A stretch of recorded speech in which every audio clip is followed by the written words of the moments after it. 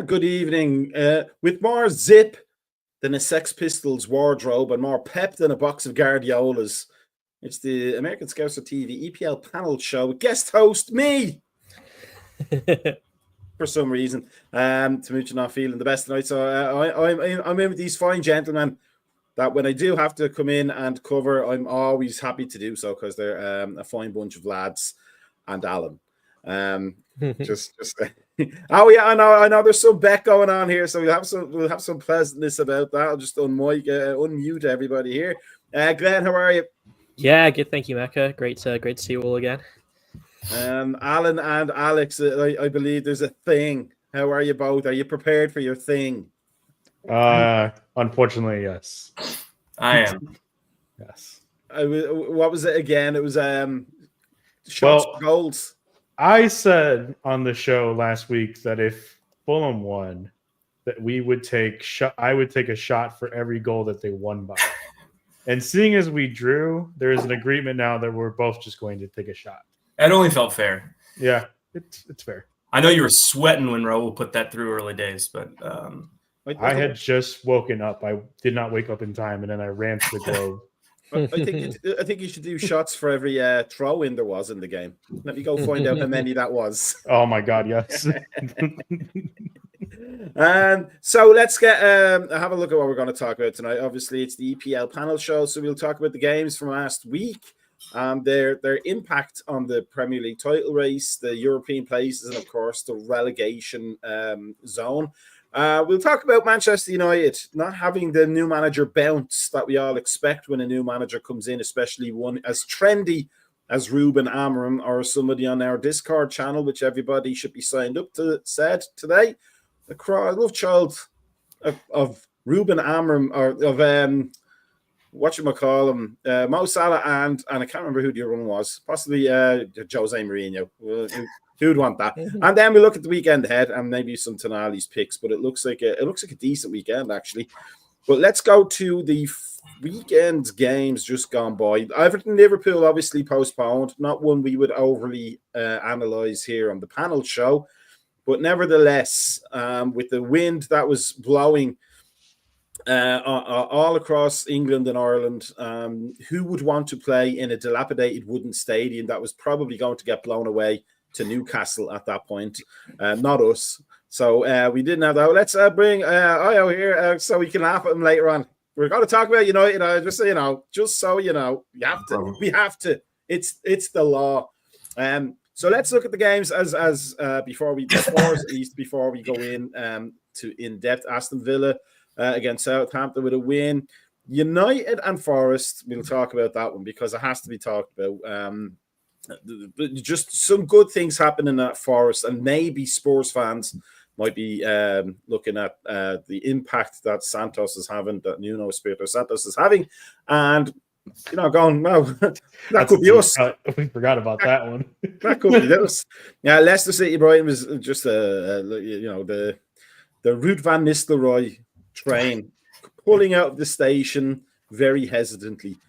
Spurs and Chelsea, what a game that was for the neutral. We'll talk about that later, but that was a very good game, but it said a lot more about Spurs, I think, than it did about Chelsea. Brentford, Newcastle just so up and down with that 4-2. But Brentford, we'll talk about Brentford but there's an excellent clip going around of Thomas Franks in the dressing room with his players, and you can see why those players love him. City dropping points again. The eternal farewell tour, I think, of Pep Guardiola. 2-2 against Palace. Fulham Arsenal, could not have had that. That result pleased me no end, of course, as a Liverpool fan. But I would reckon a Fulham fan will be even more pleased because that was a good performance there.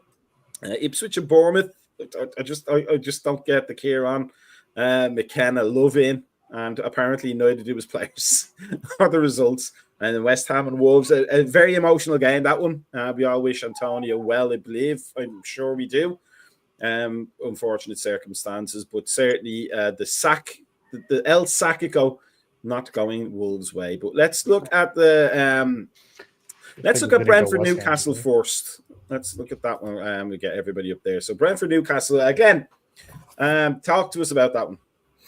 Yeah, it was another thriller at Fortress D-Tech. I mean, yeah, how good are we at home? We talked about this last week, record home goals, divisions across Europe, and we just continue scoring goals, thrilling the fans. I mean, it's entertaining football. And honestly, if I was a neutral and Brentford had a home fixture, that's probably the game at the minute at this stage in the Premier League. I'll probably gravitate towards if you take away, maybe some of the Liverpool or Arsenal games. It's incredible, and yeah, it was classic Brentford as well. We know we can score goals. It was so nice to see almost all of our forwards involved in scoring, and Bumo with a lovely goal, weave through the defense, put it, top corner.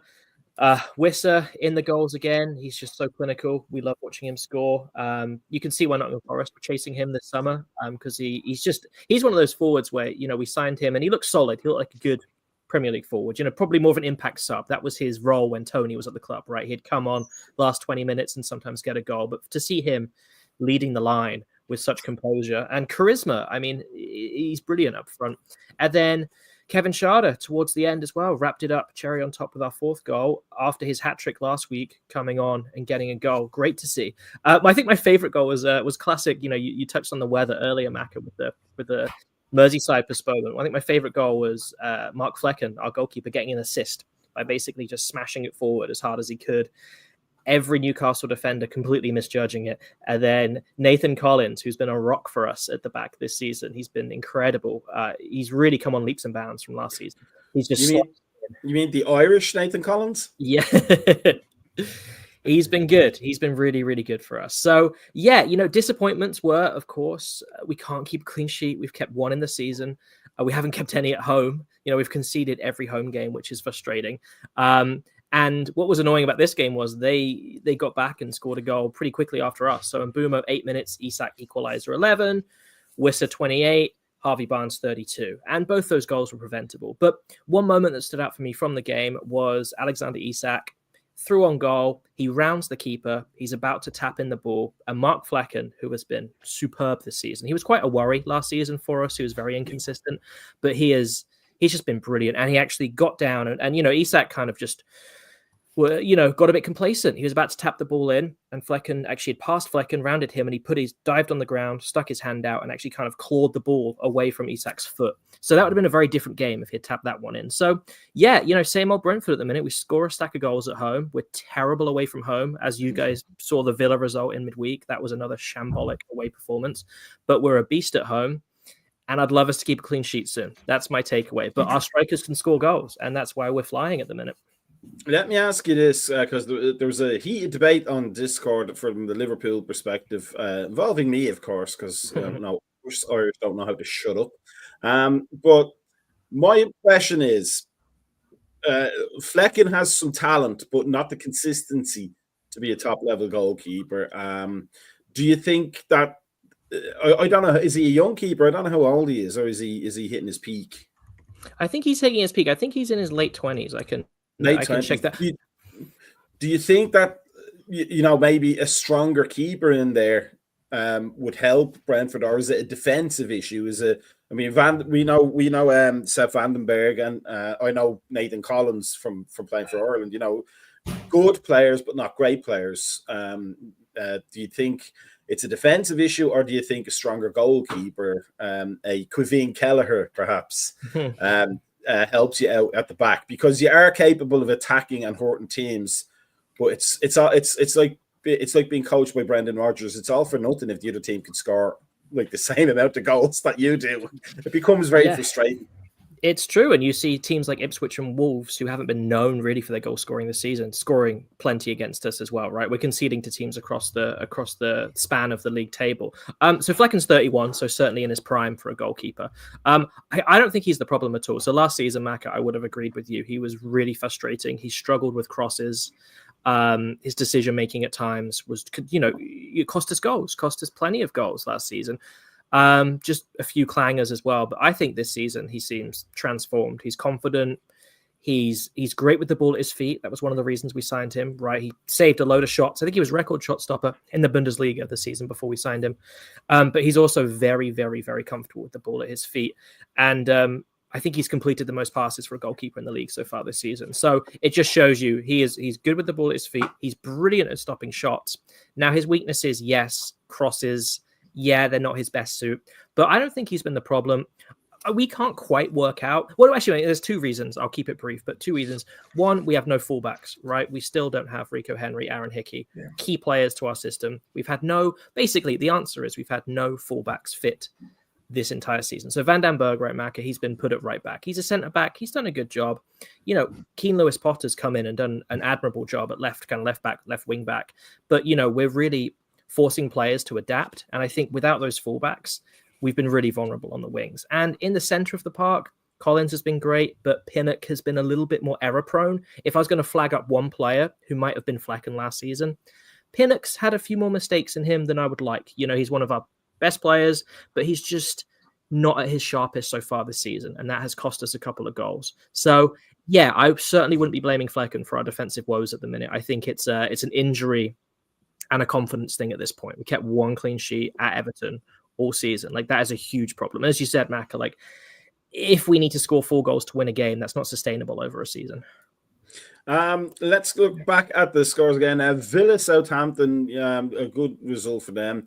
But we have to pick on you, mate, because before we get to the potatoes. Tell me about this game, because I watched this game as it was being played, and it was, you know, you could see that the United players have a better structure about them under Amorim than they did under Ten Hag. They definitely have places they're supposed to be at instances in the game, but the same mistakes have been happening, the same sort of almost like egotism from some players. Do you think the Amorim project is not going to work until he gets rid of a few players and then brings in the players he needs for his system? Because if the same players are doing the same things under various managers, then it's not really the managers that are at the issue at this point, is it? So before I start, right, that's why my tagline has calma. So if you have United fans watching this, calma. And I say this because people want to make a lot of like big conclusions very early, and I told everybody it's too early to make any conclusions. He's played Amorim has coached 4 games. It's too early. Like, we don't know anything right now. That's what I'm telling everybody. We don't know if he's going to work. We don't know if he's a good manager. The only thing you can just have like little observations. And I'll say my observations are we build out of the back better, for sure, than under Ten Hag.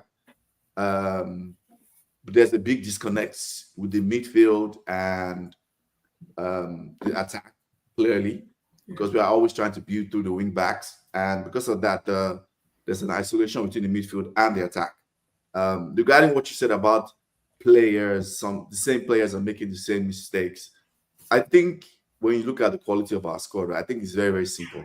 When you just think about it, our best players are still the players that we bought that were our best players 4, 5, 6 years ago. It's the Bruno Fernandes, it's the Rashford. As much as the media is trying to make a big deal out, Rashford is still one of our best attackers.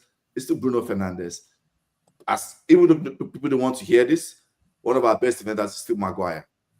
Luke Shaw is always hurt, but when he plays, he's played like 2 games. He looks like one of the best defenders in playing out of the back.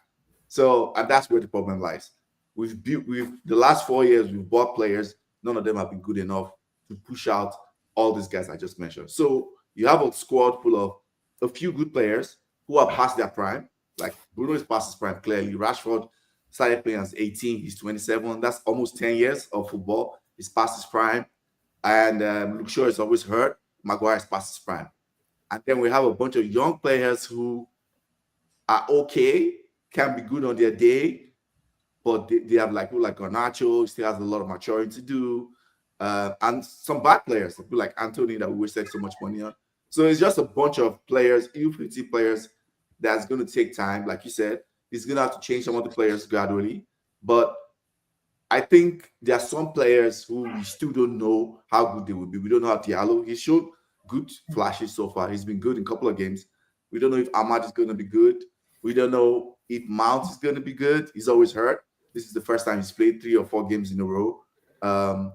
So about the game, I think the thing that really pissed me off about the game was set pieces, right? Set pieces have been a United problem since days of Solskjaer.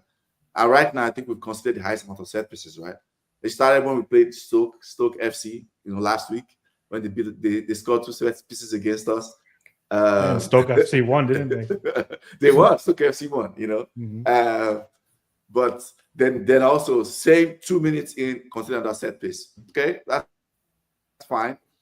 And the second thing that pissed me off was adversity. Anytime there's any adversity, it just looks like the players' heads drop. And that really pisses me off about the team. Because Nottingham Forest did not really play well. We had a lot of the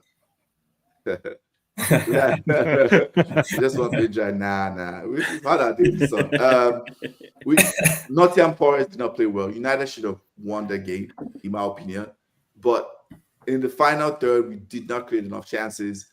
Made stupid Onana, who has been one of our best players, best goalkeeper this season, returned to his former ways. That second goal was a clanger. It was a horrible, horrible goal to concede. And I would say the coach has, even though people don't really like to do that, I think that there's this like thing with United fans now where it's like if you are either like you hate the manager or you have to worship, like it's okay to say, I think he got the substitution wrong by taking Bruno off. I was watching the game, I was like, why is he taking Bruno off in this game? And like, yeah, he's misplacing passes, but Bruno is the only creativity in the final third. And when he took out Bruno, the game died. I'm like, why did he do that? Like, he should leave Bruno on. He just got a very good goal. Like, so I think he got that part wrong, in my personal opinion. I think he should have left Bruno on in that game. Europa game midweek, who cares about that? Like we can beat, if we cannot beat Victoria Pilsen without Bruno Fernandes, then we have bigger problems than we think. So I think he should have kept Bruno on, personally. I thought so. But taking Bruno off and I think he brought on Mount, like there was nothing. That's when we gave the game, because I think I have a very strong belief we have gotten the draw. Bruno at at the end of the game. When he took him off, I was like, what are you doing? So yeah, those are my thoughts about the game, essentially. I just want to point out that Harry Maguire hit his prime when he was 14 years old. So I don't know what that just past his prime nonsense. He's a good defender. He just takes it off like he's a good defender. Stayed around there in an under 14s game, maybe. Let me ask you this though. Talking about Onana, I mean, the mistakes he made, they were very weird, weren't they? Like it wasn't like a deflection caught him out or he misjudged the ball like Kelleher did against Newcastle the other week for Liverpool. He literally looked like he didn't know where to go for, I think it was the second or the third goal. Like he literally looked like somebody planted his feet into the ground. Is he pro? I haven't watched him too much. I haven't been overly impressed with him. I think United has had better keepers, of course, even outside of Schmeichel. But is he a goalkeeper that you think is going to carry you forward, or do you think Amorim was going to have to be in the market for somebody a bit more consistent at a high level than Onana is right now? My personal opinion, I'm fine with Onana. That's just my personal opinion. He had a bad Champions League last season. During in the group phases, that's when it was really bad. But from January, he's been fine. Onana has been fine. He's been he's not been any up until this era. So Onana is somebody that reminds. I'll answer your question in a long-winded way. Onana reminds me of Hugo Lloris, like a lot of Spurs. Lloris was a good goalkeeper. He won the World Cup with France. Spurs for like 2 years looked like a team that could win the league on that porch during their glory years, and it was fine. But every other 10 or 15 games, Hugo Lloris will make a clanger. Like what's wrong with you? That's how I think about Onana. So to answer your question, I think where we are, right? Because again, I'll say this to United fans: it's either we're terrible or then we want to challenge for a title. No, we have to crawl before you walk. Where we are, we should be looking to move to be a consistent top 4 side over the next couple of seasons under Amorim. At least that's what I think. I'm fine with Onana. I don't think it's a problem. Now, challenging for titles, yes, you might have to change him. If he continues in this direction where all of a sudden he will just he has a weird technique for saving shots. That's one thing I noticed about Onana. Especially shots that are very low shots. He has this very weird technique and sometimes he gets caught out. I think that's his problem, personally. But shot stopping, funny enough, up until now, he's like top 2, top 3 shot stopping goalkeepers when I was looking at the stats. So that's the weird thing about Onana. Before we go on to the full Arsenal game, I just think the first 3 minutes of that answer there, I always sounded a lot like a mid-table fan of a mid-table team. A few years of consistency will hit those Champions League spots. You've heard me say it all season. This is great. All season, No, that's what I said. I'm saying next season United should be competing for top 4, right? Because we've been bad. Compete for top 4. For the top 4 set, I'm fine with Onana. Now, if we want to challenge for league titles, we might have to change him if he continues in this vein. That's what I said. And Mac and I agree with both of you. I think this is the interesting thing is that a lot of fan bases just have wild expectations of where their team can and should be. And obviously United with the history, every United fan, along with every Liverpool fan and every believes they should be at the top. But the reality is with all the money in the game now, there aren't enough spots for all the teams whose fans think they should be at the top to always be at the top. And so this is going to happen every year. There's going to be 2 or 3 clubs who are saying, sack everybody, burn it to the ground. I can't believe we're 7th. And it's like, well, yeah, but there are 6 other clubs that are owned by petrostates. So it's like, what are you going to do? So we're going to have to reckon with that as fan bases over the next few years. Now we have to listen to Alan every week. Was that? We have to listen to Alan about it every week. Exactly. Which nice and neatly brings me on to the next game to talk about. Fulham Arsenal 1-1. We'll go with Alan first, and then we'll get Alex's opinion on it. Here's my question, Alan. Is, as a Liverpool fan, the weekend results were fantastic for us. We enjoyed the City collapse. But Arsenal, I think at this stage of the game and this part of the season, has more potential to gain consistency than City has and to be more of a threat. I think Chelsea may fall away at some point. I think it's a nice little purple patch for them under the new manager. But the accusations that were thrown around in punditry and on the social medias, etc., was of Arsenal essentially being just a high-class Stoke with the set pieces. It's not true, obviously. Arsenal can play football. But do you think that the set piece success, because you've been quite good at them. I love that what you're actually doing with the corner kicks and everything with piling on the keeper. It's confusing the hell out of everybody about how to deal with it.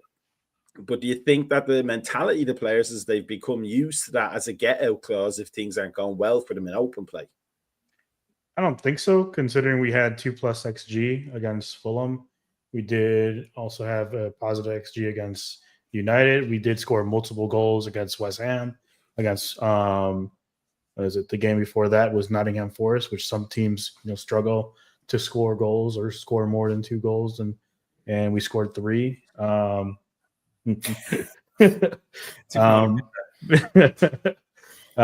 the same time, it's like the issue, in my opinion, isn't so much that we're so reliant on set pieces, is that we are a little bit too reliant on Saka and Odegaard to be the focal points of our attack.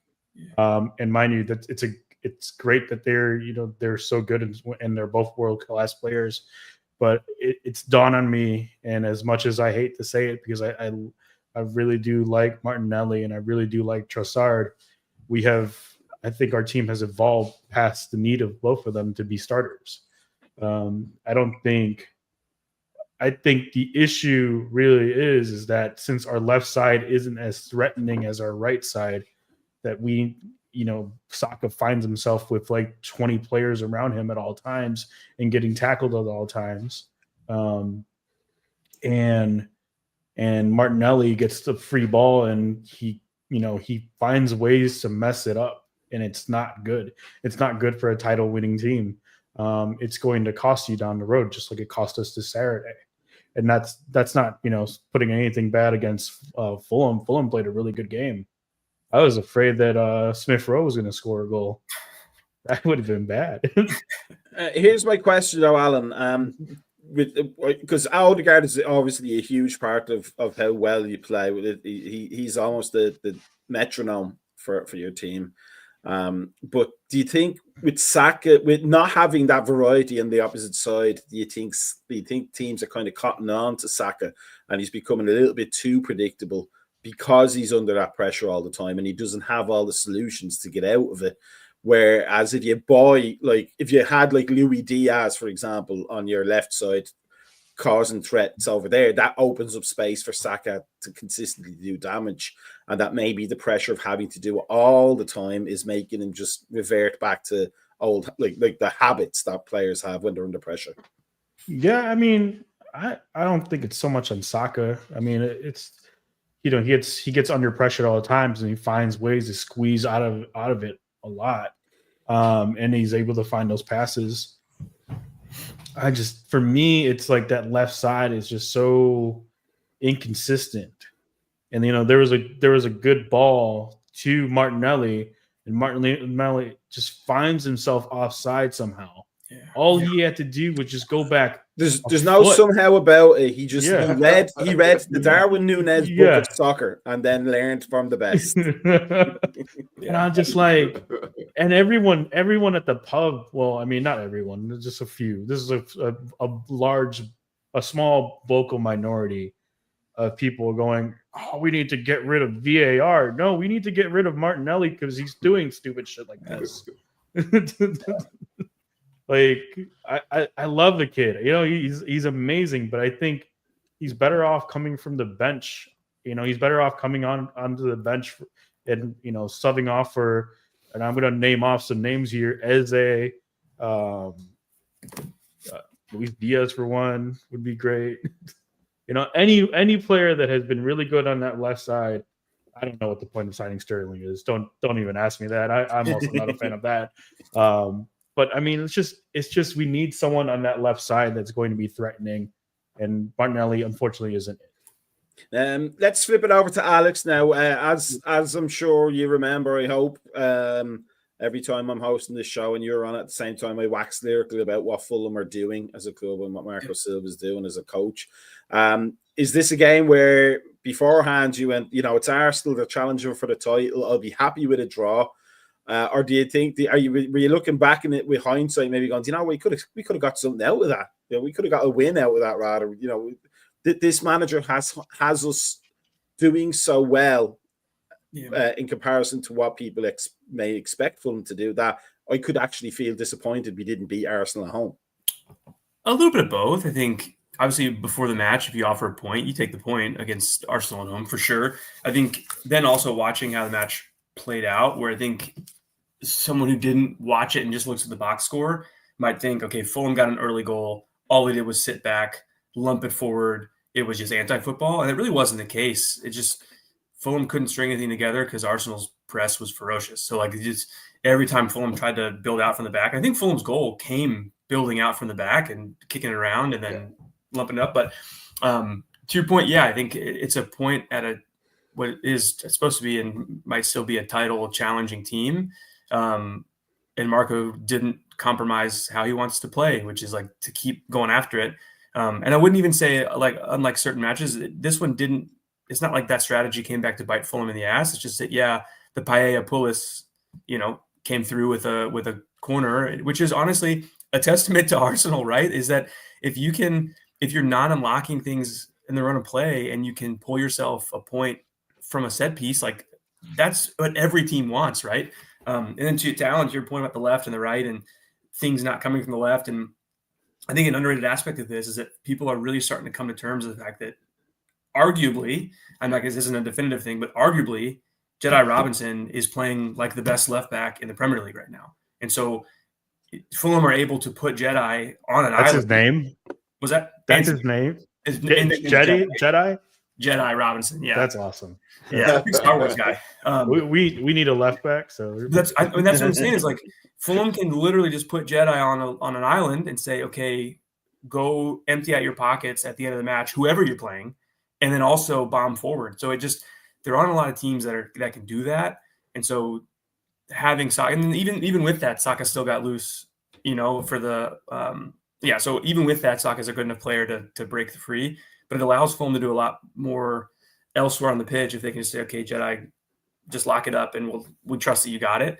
And that's helped them this year. I mean, they're looking at a tens and tens and tens of millions of dollars payday. I would love for him to be at Fulham next season, but I don't think that's going to happen. give you 50. Was that?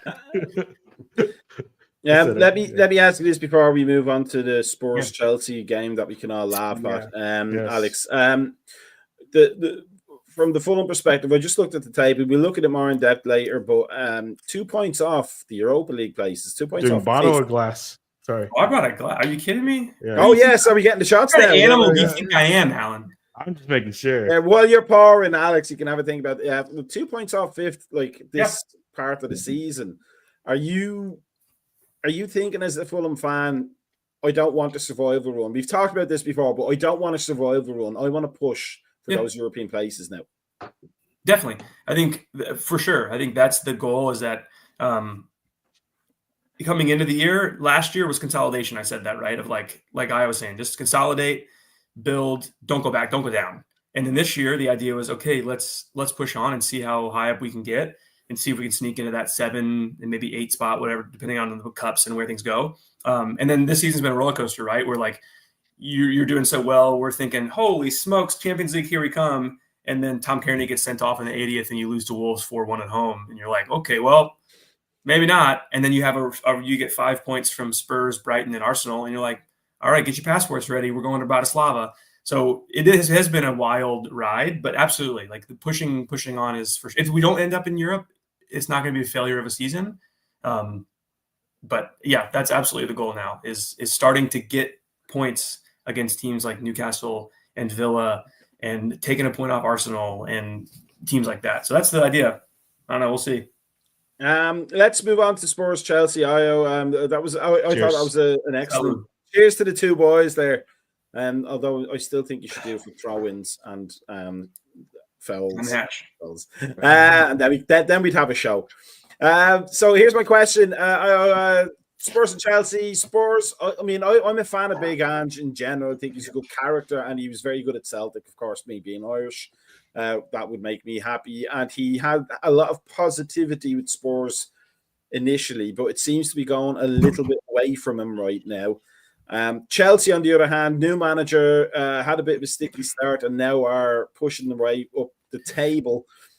But do you think those are two false positions from this game? Do you think Chelsea aren't as good as this scoreline suggested and are due a statistical correction, so to speak? And are Spurs just having a bad patch? And if they just stick with Ange and what they're doing, they'll come good within the next few games and everything will be rosy in the garden again. Yeah, I like that comparison because I think both of them are similar in the sense of from a recruitment standpoint. They're both crap and we all hate them. From that too. From a recruitment standpoint, both teams bought over the last 2-3 seasons bought a lot of young players. Now the difference is Chelsea were able to spend 1.2 billion buying World Cup caliber young players, Enzo, Calcedo. Thought Spurs were able to buy EFL, Archie like EFL type young players. So that's the difference, and it's showing. So to answer your question, I think Spurs. Let me start with Spurs. Spurs are in the fourth position. I think they're a really good team. Yeah. I think they have obvious flaws, very obvious flaws. The high line issue, set pieces, and the fact that they don't have no control. Their game is always frantic. Every game, the Spurs game, there's zero control in their midfield for whatever reason, right? That's how Ange wants to play. But I think they've also been unlucky.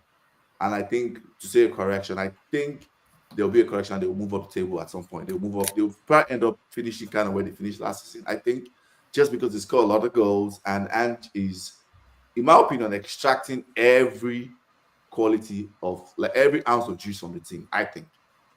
For Chelsea is a very interesting one because I remember when I was here early on, I said it, and I think it was, you were not on then. I said Chelsea is one that is hardest to call where they're going to finish. Because I said they could finish in the top 4 or they could finish 8th just because of, the amount of attacking talent they have. Now, we are 15, 14 games in now. I think Chelsea can come fourth. Where they are now, no, I don't think they're going to come second or third. I think they're good. I think they will finish comfortably fourth this season because they have so much attacking talent. And the major advantage they have over every other big team in the league is they get to play one game a week, no matter what happens, because they have 2 separate squads. Like literally, Kopama plays one game a week. Well, I guess this festive period is going to play a couple of games every other day because of 3 days, but he's going to play one game a week, and that's a big advantage. Their key players are going to play one game a week, while Arsenal, Liverpool, United will all be in Champions League and Europa playing twice a week. So that's the big advantage that they have. But so I think they'll finish comfortably fourth. That's what I think personally. And I think they don't. And what's going to be their undoing? They don't have good defenders. They don't. Glenn, they're going to mate. get found out. Oh, yeah, Glenn. It is what it is. Mate. If you have a visionary manager like Big Ange, and if you have we've talked about this before, Brent. What I like about Frank is he's a visionary, ideological manager. He has his way of playing.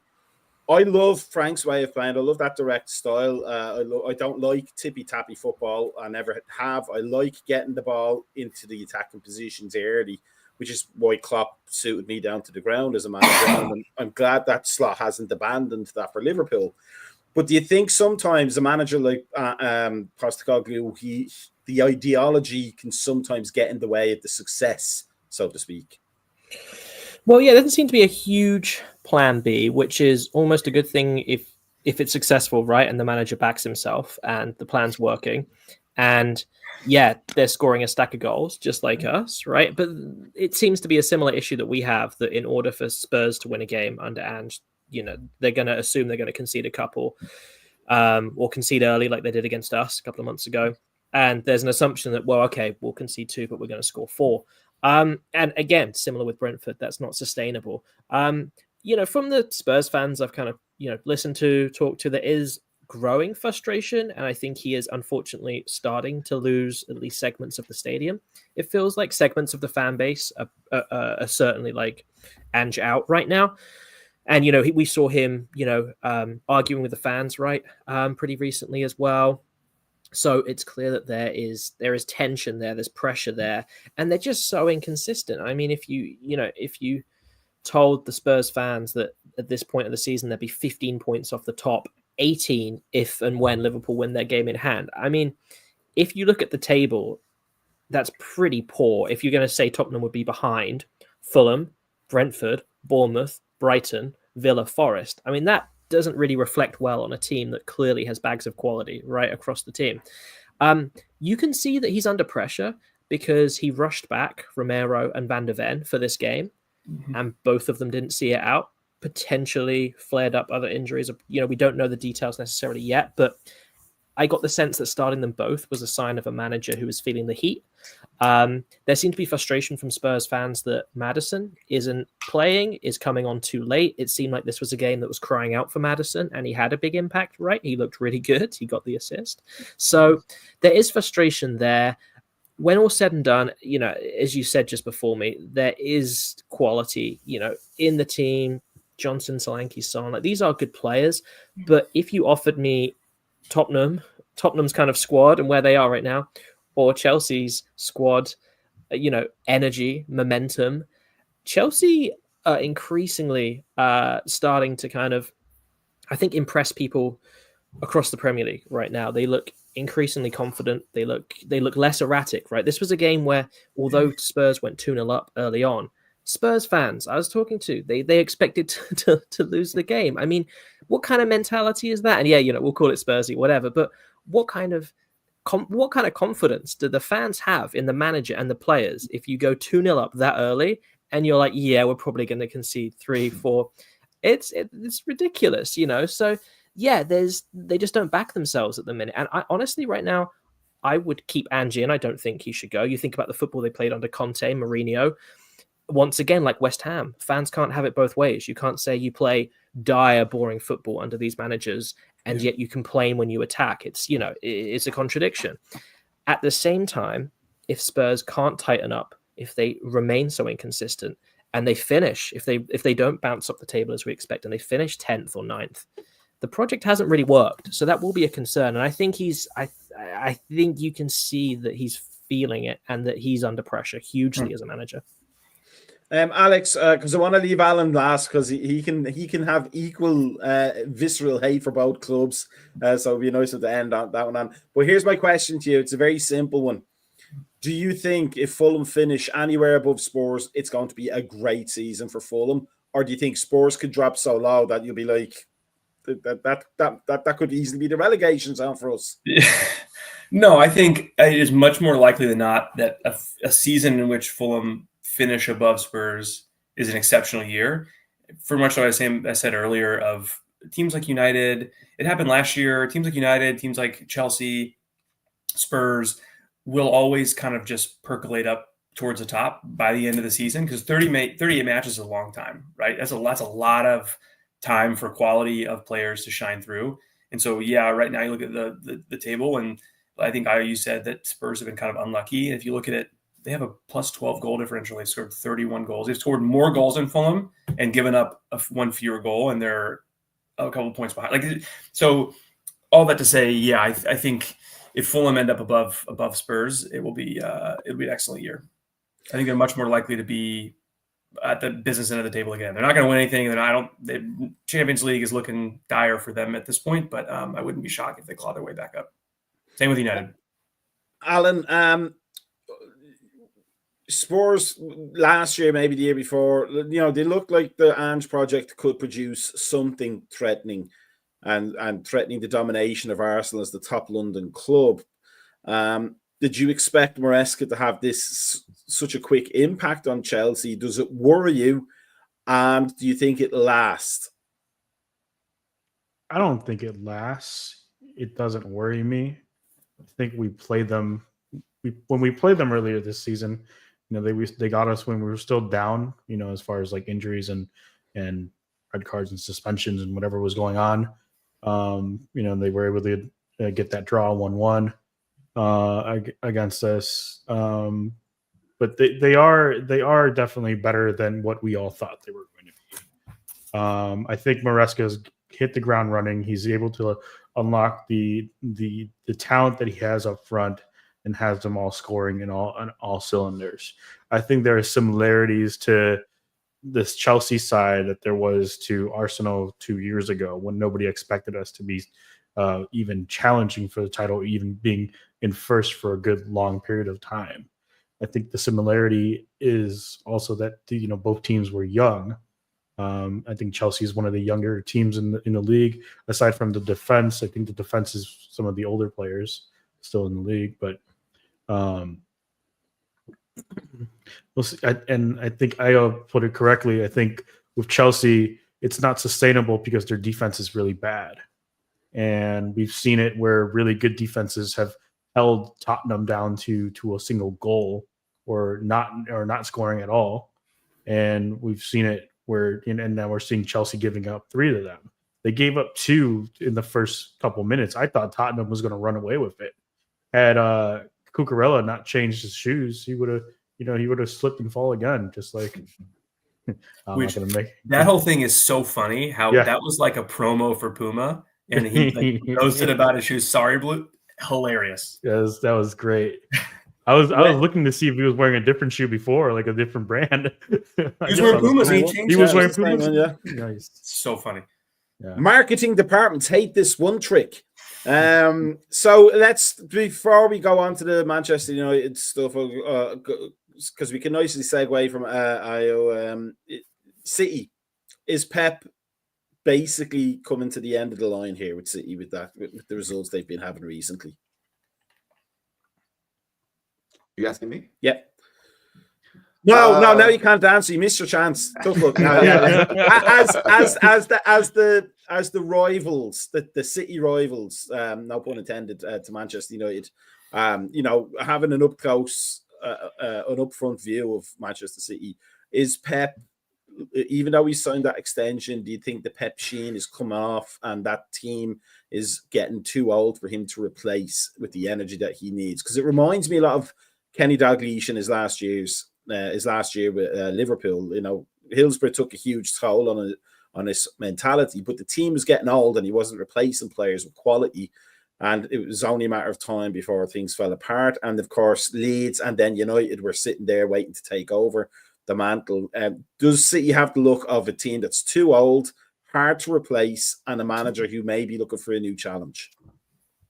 I think it's the first two. I think the City got to the point where the first few years of the Pep project, right? Their transfer rate success was like 90%. Everything was hits, and it was not just hit. It was hit where they were getting elite production from all their key players. And then I think they now messed it up where they got to the point where they were just signing players just because, like, oh, Grealish, okay, let's get Grealish for 100 million. When they did not need Grealish, like, oh, Mahrez, oh, let's get Mahrez. When they had Sané and Sterling scoring incredible, oh, let's just get Mahrez. So, but I think the crucial part was the midfield, right? They got the signings that they brought. They missed. They had like more misses in the midfield. Calvin Phillips, Nunes, who's now like playing on the right.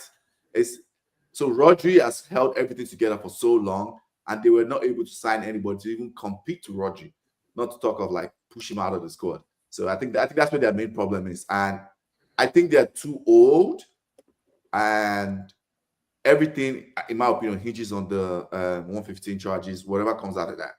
If nothing, I think. Okay, well, if they get people like relegation, severe point deduction, all of that, then yes, I think Pep will leave because it will just take too much to come back from that. If nothing comes out from that, I can see them rebuilding in like a year from now, and they could be challenging again next year because they still have some very good pieces, So that's what I think. So while we have you in a good mood, then let's start. We're not going to talk about Amram. I think you made a good point earlier on that he's only 4 or 5 games in. You can't really tell anything from it. But what I want to talk about, because there was it's more Ineos. So Dan Ashworth has left, stroke being sacked as the technical director or whatever position he held. Apparently there were rumblings that the Christmas bonus for like the ancillary staff at Old Trafford were cut from like £100 to like a £40 voucher or something stupid like that. And before that, there were like, there's Kitman was sacked, there's like physios being let go, etc., etc. Is the Manchester is the dream of Ineos coming in and taking over from the Glazers and running the club to be a successful football club? Is that, from a Manchester United fan's point of view, is that turning into a little bit of a nightmare maybe? I think it's too early to tell. Again, I'll still, and this is why I say so, right? I'm a student of history. I've watched soccer for a long time, and I'm just watching on the field what happens behind the scenes. I remember when FSG took over at Liverpool, right? I remember how it was. They brought in Daniel Comoli, who came in and like was signing like weird players. And very quickly, FSG realized that this guy is just PR. And they kicked him out. And the person he brought along with him from Spurs, Michael Edwards, is the one that was the actual genius there. Like, oh, this is the guy that knows. And they made him a performance director. I wouldn't call him a genius. He also bought Mario Balotelli. Correct. But he's the one who actually, like, knows that he's the actual key cog in the wheel. So I say this is because I was having this conversation about Dan Ashworth.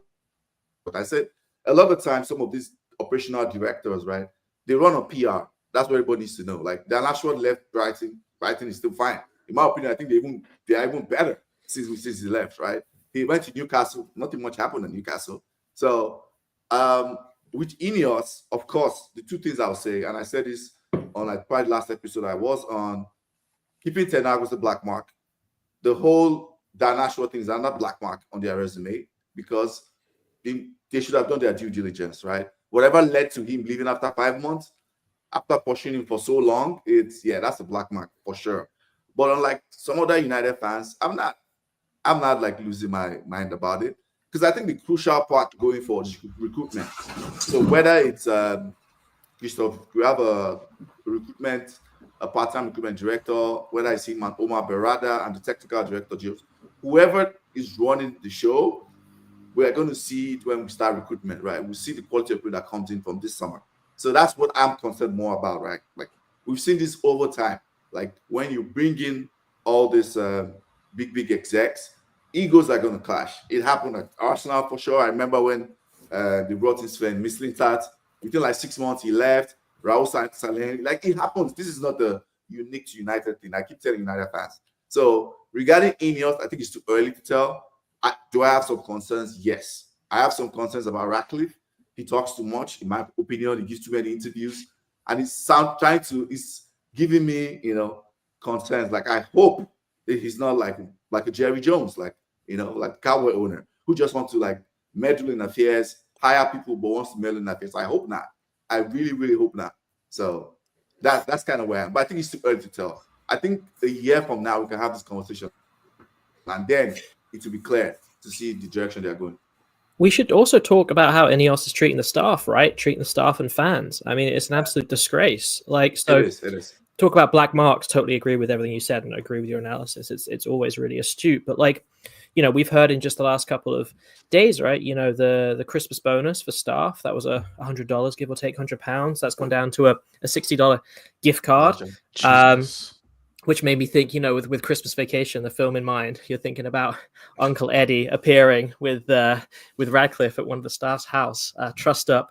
But you've got that. Obviously, you've got the minimum prices raising across the board, right? Which seems to include, if it's right, junior tickets, which is appalling, up to £66, give or take about $80. And just to compare and contrast with how this club thinks it's appropriate to treat its staff and treat its fans.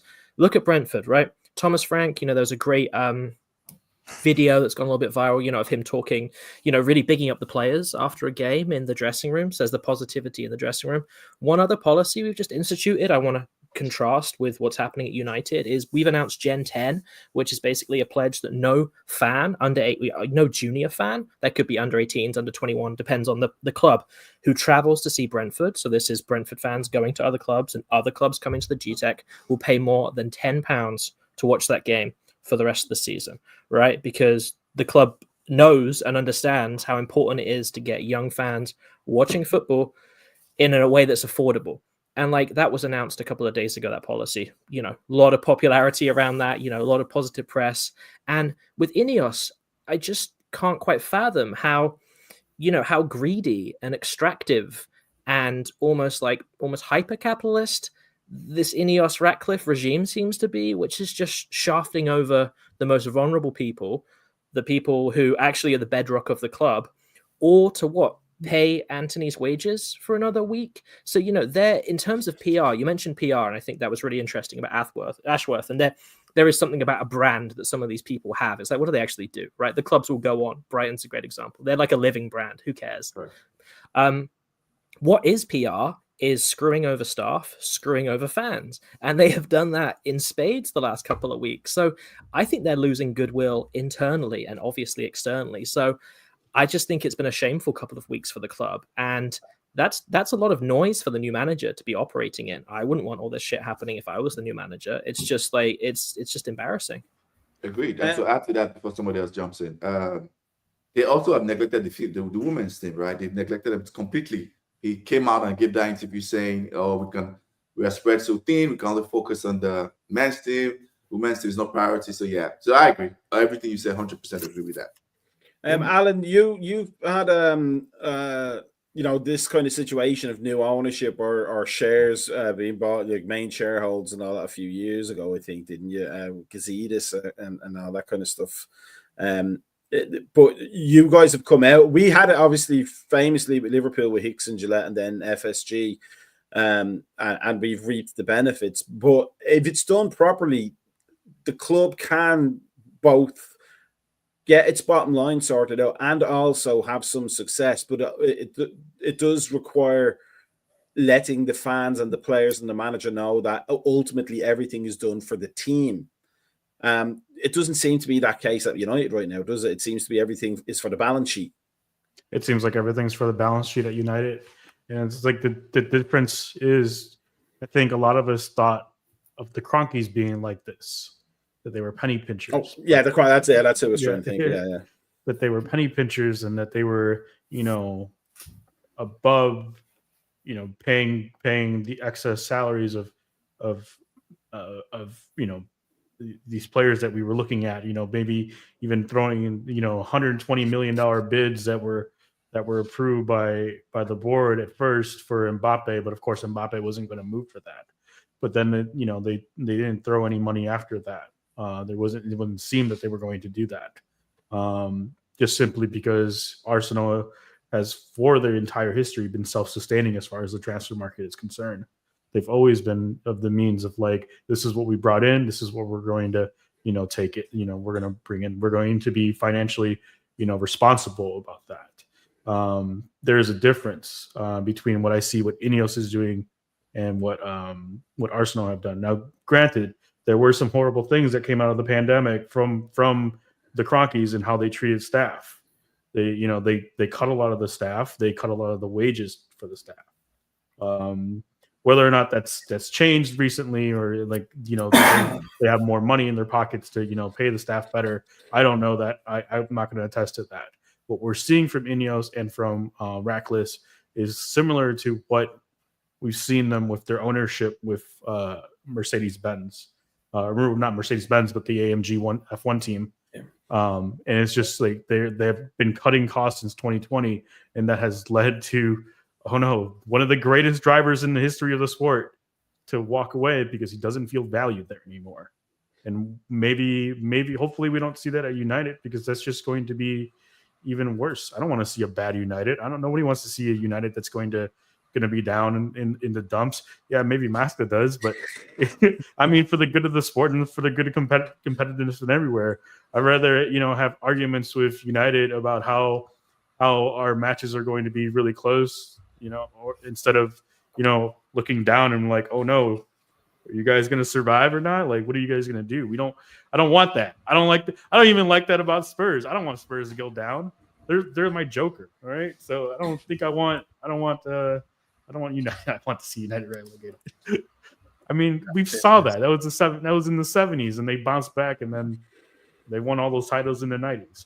But at the same time, it's like you're gonna see a lot within the next 2 years. Ineos cutting costs, and if they cut costs in the wrong way, it's going to be hurtful. I'm just intrigued by Ineos running a Formula One team and then going, what do you need brakes for? They cost too much money. You're going fast anyway. Just have you seen that car? That car does not brake well. Alex, doesn't go that fast. No, Alex, let me come to you, Alex, because I've complimented Fulham previously in previous shows and how it seems to be run on a very sure footing. There was that period under what's his name again? Harrod's guy that I'd never remember the last name of. Oh, Fayed, yeah. Where it was almost like he was trying to be popular with some of the old players that he would bring in, like oh, look who I got you, Danny Murphy or something like that. He's 40, but it's Danny Murphy. But your club seems to be very, very well run now. For somebody who supports a smaller club like Fulham to see a behemoth of the game being run in this way, how does that make you feel in terms of your own ownership, and what way does it make you look across at United and go, this should be an easy job to do for you guys? You just make the money and you give it to the guy who runs the team, and then you win the trophies, and then you make the money, and then you give it to the guy, and so on and so forth. It seems to be almost like the Gordon Gekko kind of way of running a soccer club, doesn't it? Yes, see that in the comments, Thursday. He did. I was going to bring up the Michael Jackson statue. That I don't know where it lives now. It is somewhere that statue. It was inherited, but it does live somewhere. Yeah, Mac. It's weird. The Fulham Supporters Trust has been really, really active over the last few years for a couple. Injustice is not the right word, but a couple different sticking points with Fulham ownership. And I will say we're very fortunate in terms of being this kind of mid-table, previous yo-yo type club to have relatively stable ownership, because I think a lot of the commonalities between clubs that go up and down is ownership is a mess. And that's one of the reasons that you kind of ping ball back and forth, is because you're just a hot mess. And so luckily Fulham's ownership has been incredibly stable. The cons are generous. They have loans that they convert to shares every season, and it's excellent. They're pouring money in the club. It's great. But there have been sticking points. Like Fulham, a big thing is season tickets. Season tickets are too expensive to see Fulham, right? And I think I'm going to go vomit from complimenting Brentford here, but I think Brentford just put a 2-year moratorium on increasing season ticket prices. I don't know that anyone else in the Premier League is doing that. On top of the, I can't remember the name you said, Glenn, but like the $10 for young folks to come to see Brentford, and then Brentford fans. So, I mean, that's something that we're just not seeing really anywhere in the Prem. And it makes, if you listen to the Price of Football podcast, they talk about it all the time, that the sums of money that are being talking about here between Fulham and at United, like, was it 3% of the tickets at United? They're going to now increase to $66. It's like a couple $100,000 a match. It really, in the grand scheme of things, is not going to make or break the finances of any of these clubs, Fulham, let alone United. And so it is this weird extractive thing. And I understand every club is on the precipice of financial fair play, and every club is extracting every dollar they can. Or what is it called now? Profit and sustainability, whatever it's called. Yes, so every club is trying to ride that line perfectly, and it's a balancing act. I get that. But it is weird, the amount that clubs, that's the one frustration with Fulham from the ownership as a Fulham fan, is just the amount of extraction that's going on from the people who can least afford it and are going to make the smallest impact. And as a mid-table club, I recognize we have a gambling sponsor on the front of our shirt. I don't love it. I wish it wasn't the case. But if it's a trade-off between charging fans way too much money to go see Fulham or taking some gambling money, I think a lot of fans would say, all right, fuck it, take the gambling money. But it's when your club does both that you're like, okay, we're making a deal with the devil here in some of these sponsorships to be on a semi-level playing field, and we're also extorting fans. It becomes tough. So I feel it's even at Fulham. I mean, Fulham Stadium is, I think, with Riverside expansion, when it's fully done and open and ready, will be close to 30,000. And even we're doing this nonsense with fans, and it sucks. And I think I will say in the United States, we are incredibly jaded. Like, they are complaining about 40-pound tickets or something, and they're like, "This is highway robbery." I went to the Bears; it's like $400 for the nosebleeds. The amount they wanted for Cubs tickets is ridiculous. It's a different, and I understand it's a different culture, it's a different world, and so they are spoiled in that sense of that culture exists of protecting the fans' right to go see a game. And I think it is, Sir Z. You're right. I think we're coming to the end of that, but. Yeah. $400 and a kidney to see the Packers, probably. Or really? To answer your question, like, it feels good. If Fulham fans feel good about the ownership, we do love the cons, but there are some frustrations there of, what are we doing here? I just saw this right now, and I was looking up to see if Arsenal were still the highest ticket price. Arsenal had the third highest Premier League ticket price, behind only Chelsea and Fulham. Yeah. Mm-hmm. Yeah. What? And part of it is it's this West London premium. It's come to West London and see a match, and it's right on the way to what's it called? Heathrow. Come on. Legoland. I was there. Legoland right down the road, Maybe also they include a private audience with the Michael Jackson statue in that ticket price. Well, there will be a pool. There will be a pool that opens up on the rooftop for that Corey Feldman is dancing in. Let's have a look at the league table. There's Liverpool at the top, despite not having played, with a 4-point cushion. Chelsea, Arsenal, City, despite their woes. Villa there, but Fulham in 10th place and Brentford in 9th. That has to be good for you two lads to see. And it's not even a fluke. It looks like something you can sustain more or less for the rest of the season. And then the bottom half, Spurs and Newcastle and United, not something you would have expected to see pre-season. But Ipswich, Wolves, and Southampton probably going to be chasing it out for the rest of the season to see who finishes at the very bottom before all of that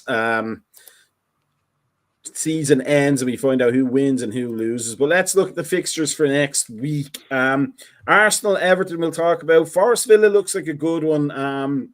City United, we thought about that.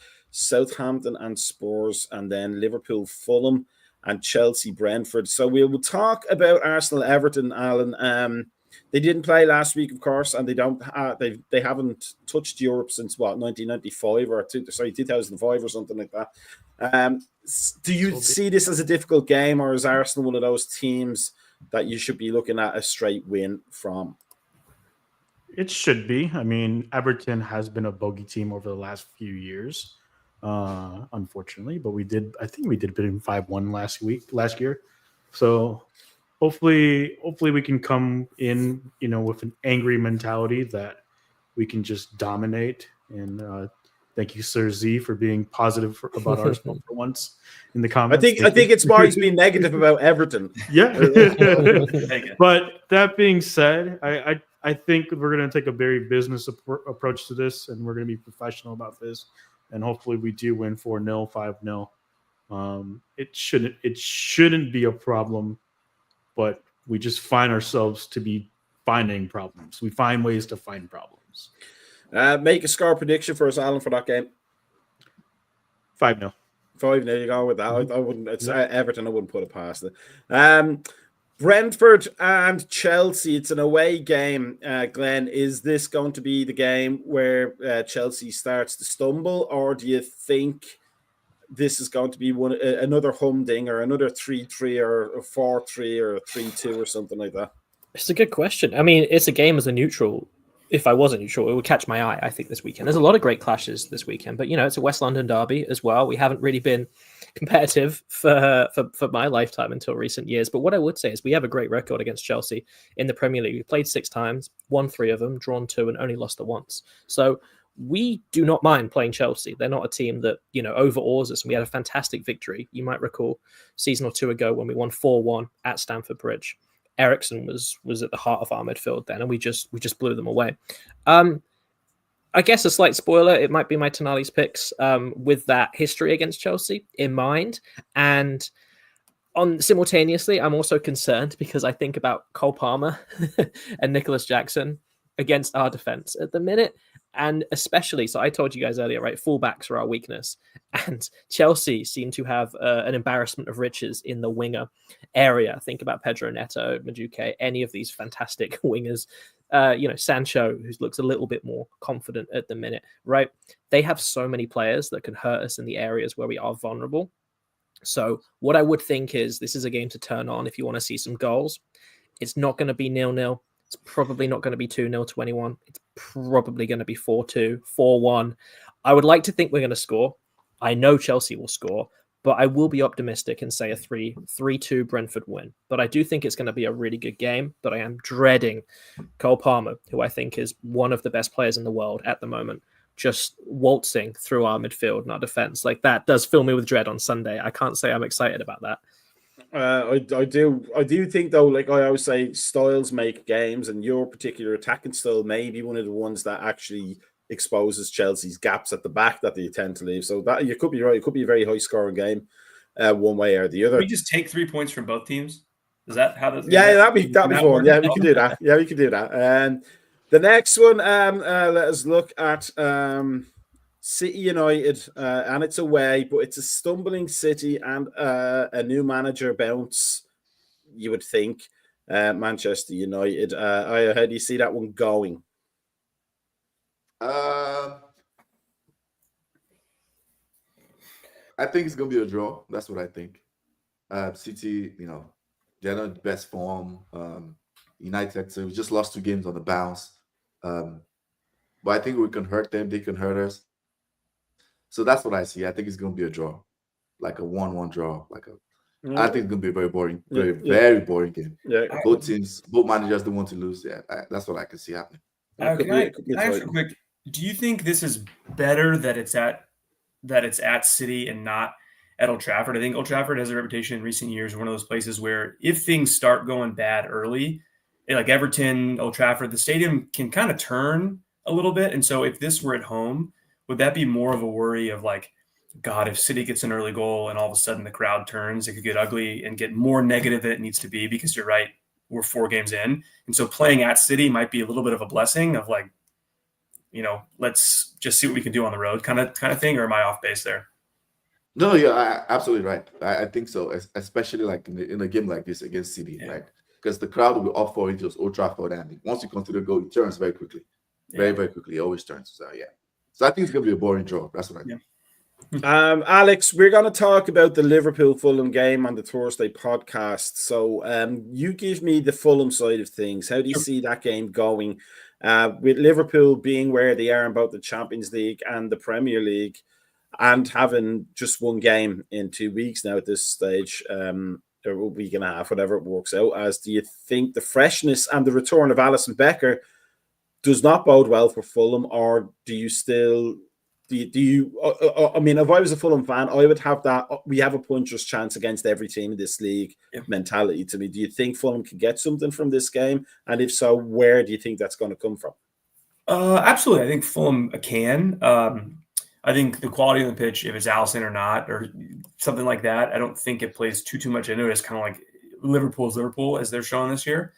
I think coming off, again, the last 3 matches of Spurs, Brighton, and Arsenal to play like Fulham did, I think the Marco will get the team ready to go in with the mindset of let's try and get something from this. I think, again, if you offer me a draw right now, of course I would take it.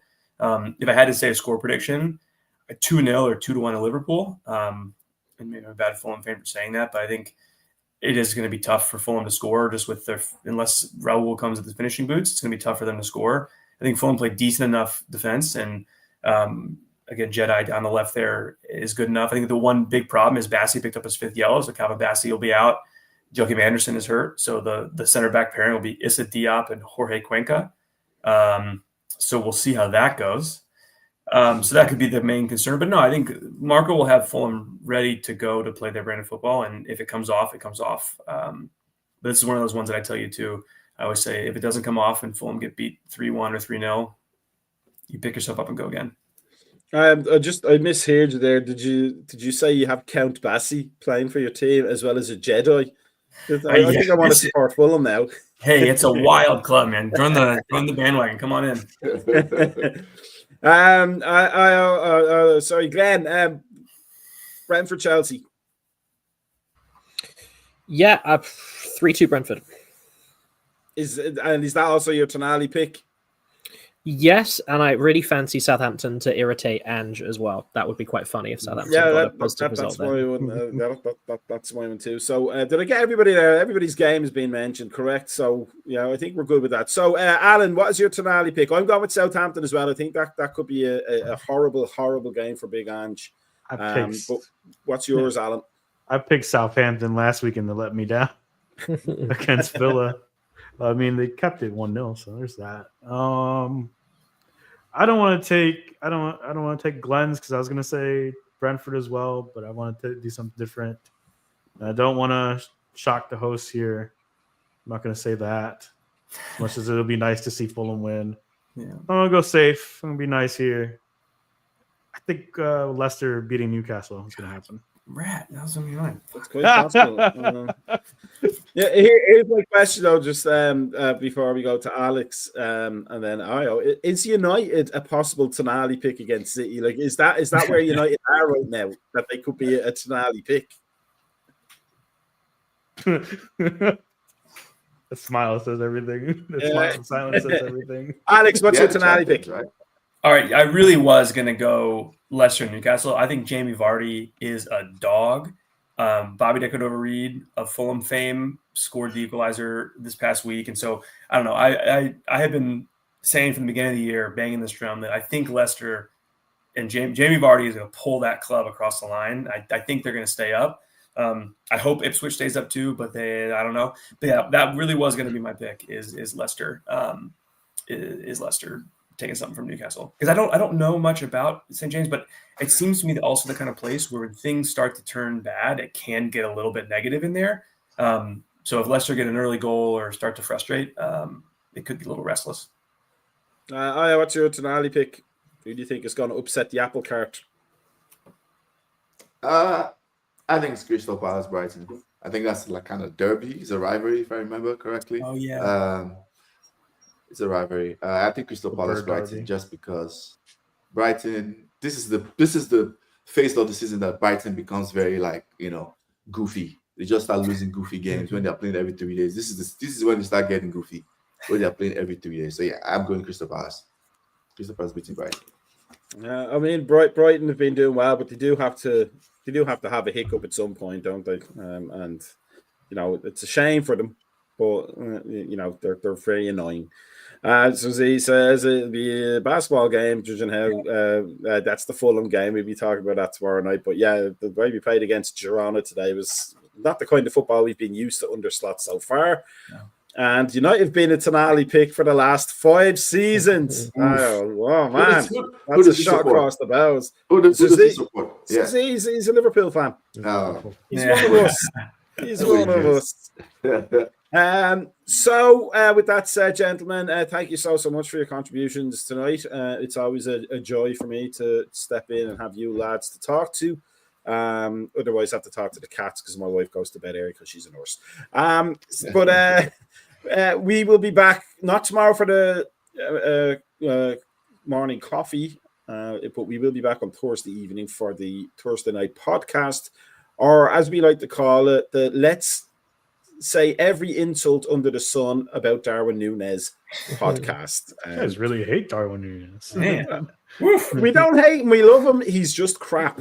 He's a game thrower. He just cannot get a shot on goal to save it. If you watched the Girona game today, have a look at his header. 2 yards out from goal. That's all I'm saying. That's all I'm saying. It's a defensive striker. That's what it is. But if you are a fan of the show, you got to make sure you're doing these things. You got to make sure you're liking us and following us and subscribing on YouTube. Smash that like button or tap it gently, and then follow us on Facebook, Instagram, and X, formerly known as Twitter. And then we also have our Patreon as well. So make sure you're following that. Glenn, Alan, Alex, and I. It's almost all the A's. Glenn, you have to change your name Triple next week to Arthur. Yeah, you're gonna have to change your name to Arthur. But thank you so much for making the last hour and 15 minutes incredibly pleasant. And I can't wish all your teams good luck this season, this weekend, especially Alex's. But I hope your halftime entertainment is good. I'll say that much. Well, have a good weekend either way outside of the soccer, and Timuchin should be back next week, and I'm sure I will see you all again. And for everybody else, have a good one. Peace out. Here is the sexy music. Take care.